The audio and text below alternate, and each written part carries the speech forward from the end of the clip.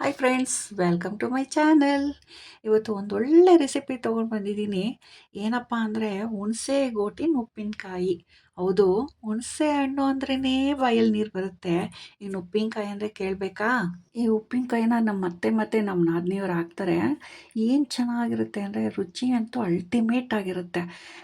ನಾನು first day ಮದುವೆ ಆಗಿ ಹೋದಾಗ ನನಗೆ ನಮ್ಮ ನಾದಿನಿ ಉಪ್ಪಿಟ್ಟು ಮಾಡಿಬಿಟ್ಟು ಅದ್ರ ಜೊತೆಗೆ ಉಪ್ಪಿನಕಾಯಿ ಹಾಕ್ಕೊಟ್ಟಿದ್ರು. ಆ ಟೇಸ್ಟ್ ಅಂತೂ ನಾನು ಇನ್ನೂ ಮರೆಯೋಕ್ಕಾಗಿಲ್ಲ. ಅಷ್ಟು ಒಂಥರ ಹಸಿಯಾಗೇ ಇದೆ. ಇದಕ್ಕೆ ಎಷ್ಟು ಡಿಮ್ಯಾಂಡ್ ಅಂದರೆ ಅಕ್ಕಪಕ್ಕದವರು ಮತ್ತು ಫ್ರೆಂಡ್ ಸರ್ಕಲ್ ಯಾರೇ ಮನೆಗೆ ಬರಲಿ, ಮಂಗಳಮವರೇ ನಮಗೆ ಹುಣಸೆಗೋಟಿಂದು ಉಪ್ಪಿನಕಾಯಿ ಕೊಡಿ, ಇಲ್ಲ ಒಣಮಾವಿನಕಾಯಿ ಉಪ್ಪಿನಕಾಯಿ ಕೊಡಿ ಅಂತ ಬಾಕ್ಸ್ಗೆ ಹಾಕಿಸ್ಕೊಂಡು ಇಸ್ಕೊಂಡು ಹೋಗ್ತಾಯಿದ್ರು. ಈ ಹುಣಸೆ ಹಣ್ಣಿಂದು ಮಾವಿನಕಾಯಿದು ಸೀಸನ್ ಬಂದ್ಬಿಟ್ರಂತೂ ನಾವು ಒಂದೊಂದು ಜಾಡಿ ಹಾಕ್ತಾಯಿದ್ದಿದ್ದು, ದೊಡ್ಡ ದೊಡ್ಡ ಜಾಡಿ. ಅದ್ರಲ್ಲಿ ನಾವು ಒಂದು ಅರ್ಧ ತಿಂತಾಯಿದ್ವೇನೋ, ಇನ್ನು ಮಿಕ್ಕಿದ್ದೆಲ್ಲ ಬರೀ ಅವ್ರಿಗೆ ಇವ್ರಿಗೆ ಹಂಚೋದೇ ಆಗ್ಬಿಡ್ತಾ ಇತ್ತು. ಬನ್ನಿ ಇವತ್ತು ಇದನ್ನು ಹೇಗೆ ಮಾಡೋದು ಅಂತ ತೋರಿಸ್ತೀನಿ. ಮೊದಲಿಗೆ 1 ಸ್ಪೂನ್ ಮೆಂತ್ಯ ಮತ್ತು 1 ಸ್ಪೂನ್ ಸಾಸಿವೆನ ಸಪ್ರೇಟಾಗಿ ಹುರಿದು ಎತ್ತಿಟ್ಕೋಬೇಕು. ಈಗ ಇಂಗ್ರೀಡಿಯೆಂಟ್ಸ್ ನೋಡೋಣ. ಈ ಹುಣಸೆ ಗೋಟನ್ನ ಮೇಲ್ಗಡೆದು ಸಿಪ್ಪೆ ಎಲ್ಲ ತೆಗಿಬೇಕು. ತೆಗೆದು ನಾರೆಲ್ಲ ಇರುತ್ತಲ್ಲ ಅದೆಲ್ಲ ಚೆನ್ನಾಗಿ ಒಂಚೂರು ನಾರು ಇಲ್ದಂಗೆ ಎಲ್ಲ ಬಿಡಿಸಿ ಈ ಥರ ಪೀಸ್ ಪೀಸ್ ಮಾಡಿ ಇಟ್ಕೊಂಡಿದ್ದೀನಿ. 2 ಹಾಗಲಕಾಯಿ ತೊಗೊಂಡು ತೊಳೆದು ಈ ಥರ ಹಚ್ಚಿಟ್ಕೊಂಡಿದ್ದೀನಿ. ಒಂದು 20 ಮೆಣಸಿನ್ಕಾಯಿನ ಸ್ಲಿಟ್ ಮಾಡಿ ಇಟ್ಕೊಂಡಿದ್ದೀನಿ. ಹುಣಸೆ ಗೋಟಿನ ಜೊತೆ ಹಾಗಲಕಾಯಿ ಮತ್ತು ಮೆಣಸಿನ್ಕಾಯಿ ಹಾಕಿದ್ರೆ ತುಂಬ ಚೆನ್ನಾಗಿರುತ್ತೆ ಉಪ್ಪಿನಕಾಯಿ. ನೋಡಿ, ಈಗ ಒಣಮೆಣ್ಸಿನ್ಕಾಯಿ ಮೀಡಿಯಮ್ ಖಾರದ್ದು ಇದು ಒಂದು ಸ್ವಲ್ಪ ತೊಗೊಂಡಿದ್ದೀನಿ. ಒಂದು 100 ಗ್ರಾಮ್ ಅಷ್ಟಿದೆ. ಸ್ವಲ್ಪ ಬ್ಯಾಡಗಿ ಮೆಣಸಿನ್ಕಾಯಿ ಕಲ್ಲರ್ ಬರೋದಕ್ಕೆ ಅಂತ ಅಂದ್ಬಿಟ್ಟು ನಾನಿಲ್ಲಿ ಕರಿ ಹಾಗಲಕಾಯಿ ತೊಗೊಂಡಿದ್ದೀನಿ. ನೀವು ಬೇಕಾದ್ರೆ ಬಿಳಿದು ತೊಗೋಬೋದು, ಏನು ತೊಂದರೆ ಇಲ್ಲ.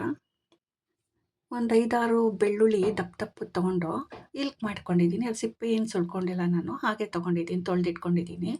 ಅದಕ್ಕೆ ರುಚಿಗೆ ತಕ್ಕಷ್ಟು ಎಷ್ಟು ಬೇಕೋ ಉಪ್ಪು ಮತ್ತು ಮೆಂತ್ಯ ಸಾಸಿವೆ ಹುರಿದಿಟ್ಕೊಂಡಿದ್ನಲ್ಲ ಅದು ಪುಡಿ ಮಾಡಿ ಇಟ್ಕೊಂಡಿದ್ದೀನಿ.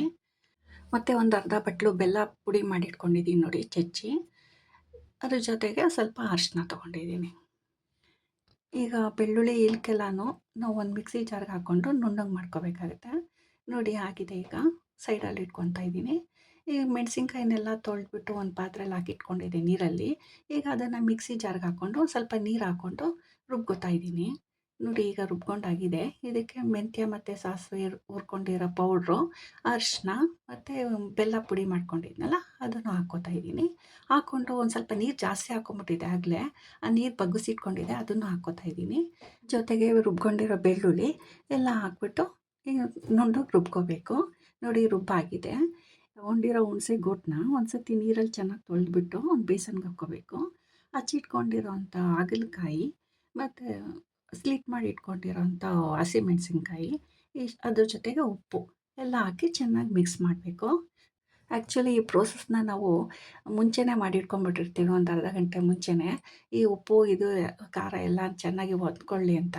ಬಟ್ ಈಗ ನಿಮ್ಗೆ ತೋರಿಸ್ಬೇಕಲ್ಲ, ಅದಕ್ಕೋಸ್ಕರ ನಾನು ಈಗಲೇ ಹಾಕ್ತಾಯಿದ್ದೀನಿ. ನೋಡಿ, ನಾನು ರುಬ್ಬಿಟ್ಕೊಂಡಿರೋ ಖಾರ ಎಲ್ಲ ಹಾಕಿ ಮಿಕ್ಸ್ ಮಾಡಿಕೊಂಡೆ. ಈಗ ಮಿಕ್ಸಿನಲ್ಲಿರುವಂಥ ಖಾರನೂ ಸ್ವಲ್ಪ ನೀರು ಹಾಕ್ಕೊಂಡು ಚೆನ್ನಾಗಿ ಎಲ್ಲ ತೊಳೆದ್ಬಿಟ್ಟು ಹಾಕ್ಕೊಂಡು ಮಿಕ್ಸ್ ಮಾಡ್ತಾಯಿದ್ದೀನಿ. ಉಪ್ಪು ಖಾರ ನೋಡಿದಾಗ ಸ್ವಲ್ಪ ಬೇಕನ್ನಿಸ್ತು, ಸ್ವಲ್ಪ ಬೆಲ್ಲನೂ ಹಾಕ್ತಾಯಿದ್ದೀನಿ. ಮತ್ತು ಮಿಕ್ಸಿನಲ್ಲಿ ಇನ್ನೊಂದು ಸ್ವಲ್ಪ ಖಾರ ಉಳ್ಕೊಂಡಿತ್ತು, ಅದನ್ನೆಲ್ಲ ತೊಳೆದು ಉಪ್ಪೆಲ್ಲ ಹಾಕಿ ಪದಾರ್ಥಗಳು ಹೊಂದ್ಕೊಳ್ಳೋ ಹಾಗೆ ಮಿಕ್ಸ್ ಮಾಡಬೇಕು ಚೆನ್ನಾಗಿ. ಇದನ್ನಂತೂ ನಾವು ವರ್ಷದ ತನಕ ಇಟ್ಟರು ಏನೂ ಕೆಡಲ್ಲ, ಅಷ್ಟು ಚೆನ್ನಾಗಿರುತ್ತೆ. ಮಾಗ್ತಾ ಮಾಗ್ತಾ ಇನ್ನೂ ರುಚಿ ಚೆನ್ನಾಗಿರುತ್ತೆ. ನೋಡಿ, ಮುಗ್ದಂಗೆ ಒಂದು ಸ್ವಲ್ಪನೇ ಆಚೆ ತಕ್ಕೋಬೇಕು ನಾವು. ಮಿಕ್ಕಿದ್ದೆಲ್ಲನೂ ಫ್ರಿಜ್ಜಲ್ಲಿ ಇಡಬೇಕಾಗುತ್ತೆ. ಇಲ್ಲಾಂದರೆ ಆಚೆ ಇಟ್ಟರೆ ನೀವು ಕಲರ್ ಡಿಮ್ ಆಗಿಬಿಡುತ್ತೆ. ಅದಕ್ಕೋಸ್ಕರ ಈಗ ನೋಡಿ, ಬೇಸನಲ್ಲಿ ಒಂದು ಸ್ವಲ್ಪ ಖಾರ ಉಳ್ಕೊಂಡಿತ್ತು, ಅದಕ್ಕೂ ನೀರು ಹಾಕಿ ಸ್ವಲ್ಪ ತೊಳೆದು ಹಾಕ್ತಾಯಿದ್ದೀನಿ. ಈ ಹುಣಸೆಹಣ್ಣು ಜಾಸ್ತಿ ನೀರಿನಂಶ ಎಳ್ಕೊಳ್ಳುತ್ತೆ, ಅದಕ್ಕೆ ಈ ಕನ್ಸಿಸ್ಟೆನ್ಸಿಗೆ ಮಾಡಿರೋದು ನಾನು. ನೋಡಿ, ಈಗ ಒಂದು ಕಂಟೈನರ್ಗೆ ಹಾಕಿ ಒಂದು 3 ದಿನ ಆಚೆ ಇಟ್ಟಿರ್ತೀನಿ, ಆಮೇಲೆ ಫ್ರಿಜ್ಜಲ್ಲಿ ಸ್ಟೋರ್ ಮಾಡ್ತೀನಿ. ಈ ವಿಡಿಯೋ ನಿಮ್ಗೆ ಇಷ್ಟ ಆದರೆ ಲೈಕ್, ಕಮೆಂಟ್, ಶೇರ್ ಮತ್ತು ಸಬ್ಸ್ಕ್ರೈಬ್ ಮಾಡಿ. Thank you.